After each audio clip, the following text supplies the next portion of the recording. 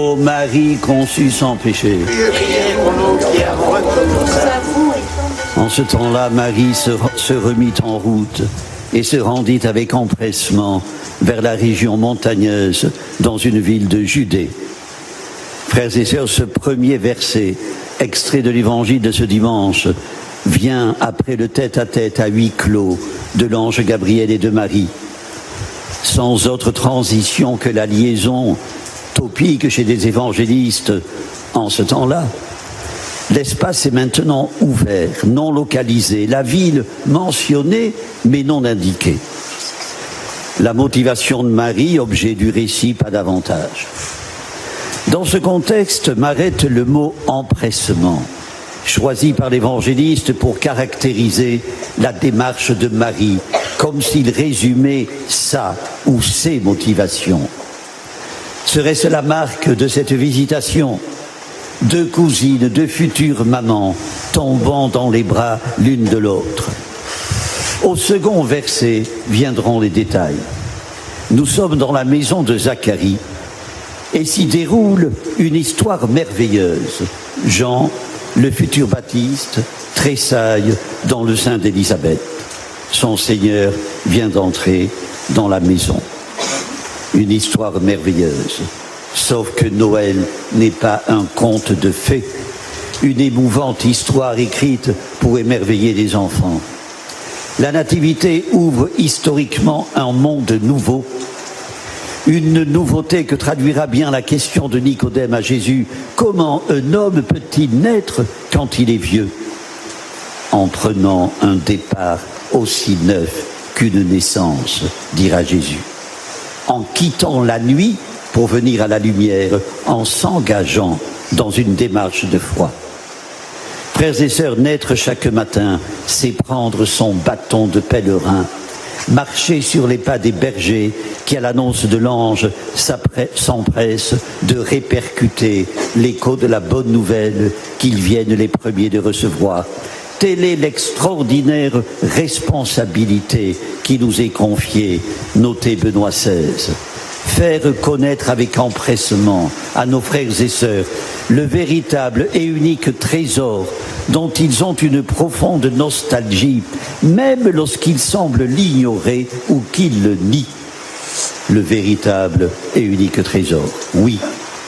Oui, parce que le Seigneur dissipe les frayeurs, sauve de toute angoisse, libère de la crainte, découvre un chemin nouveau pour que nous vivions ensemble en paix. Frères et sœurs, quel défi pour nous qui osons répéter que Dieu est amour et que nous sommes tous frères, alors qu'alentour s'étale et gagne du terrain tant de fléaux, tant de violence, tant d'iniquité, tant de guerre. En ce temps-là, Marie se mit en route avec empressement. Mais pourquoi cet empressement? Parce qu'elle est porteuse d'une annonce et qu'il n'y a pas d'annonce sans sortie, comme le rappelle le pape François. L'annonce exige de quitter son bureau, de laisser là sa table de travail, de décrocher de son smartphone, de se libérer de toutes les entraves qui deviennent autant d'addictions. La bonne nouvelle qui a pris corps dans le sein de la Vierge Marie, nous aussi, frères et sœurs, nous devons l'annoncer en bêchant et rebêchant, comme le recommandait le laboureur de La Fontaine à ses enfants, car la foi n'est jamais définitivement assise. Le Christ lui-même nous appelle à aller sans cesse de l'avant, surtout quand on traverse des passes difficiles, quand l'Église est moins visible.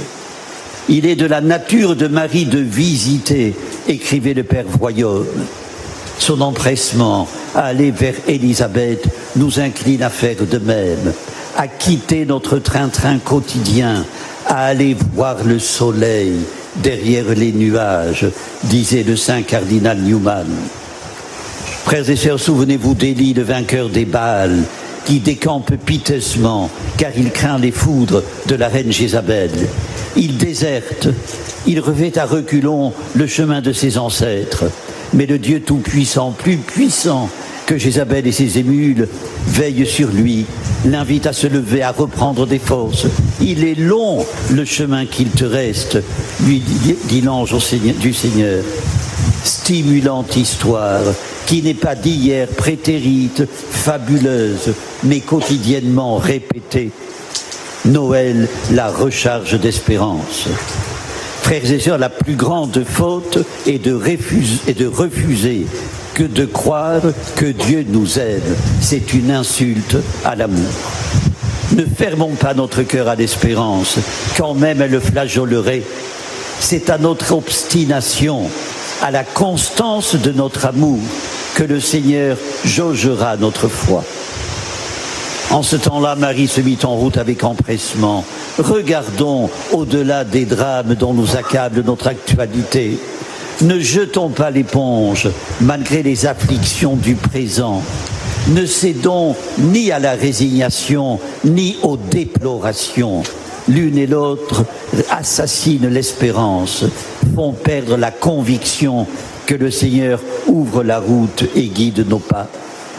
Monseigneur d'Agen, l'ancien évêque d'Angoulême, refusait de se soumettre à la résignation ambiante sur l'avenir du christianisme. L'idée d'une église consentant à n'être qu'une église des catholiques pour les catholiques lui déplaisait. Le défi, disait-il, c'est qu'elle soit davantage l'église du Christ. Une église qui n'a pas peur de vivre et d'annoncer le Christ à tout être humain à d'attente spirituelle. Appel d'un apôtre, restez sans grande réponse. Frères et sœurs, quant aux déplorations, elles sont un poison qui envenime le désir d'aller de l'avant.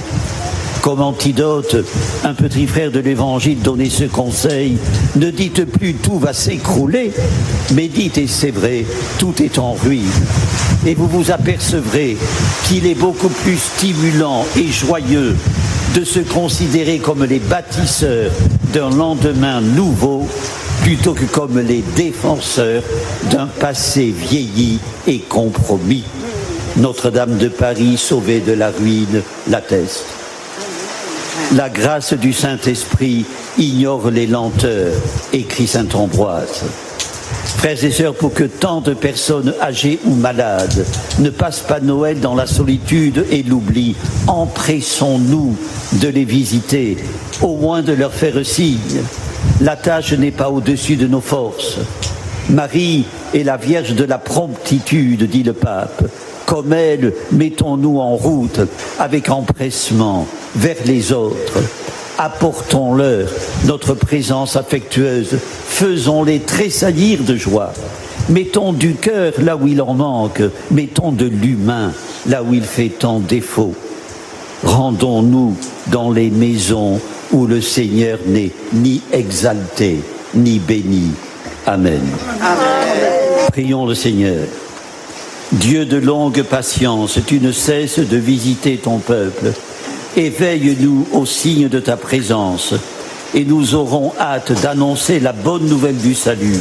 Jésus-Christ, ton Fils, avec toi il est béni pour les siècles des siècles. Amen. Le Seigneur soit avec vous. Et avec votre esprit. Que Dieu Tout-Puissant vous bénisse, le Père, le Fils et le Saint-Esprit. Amen.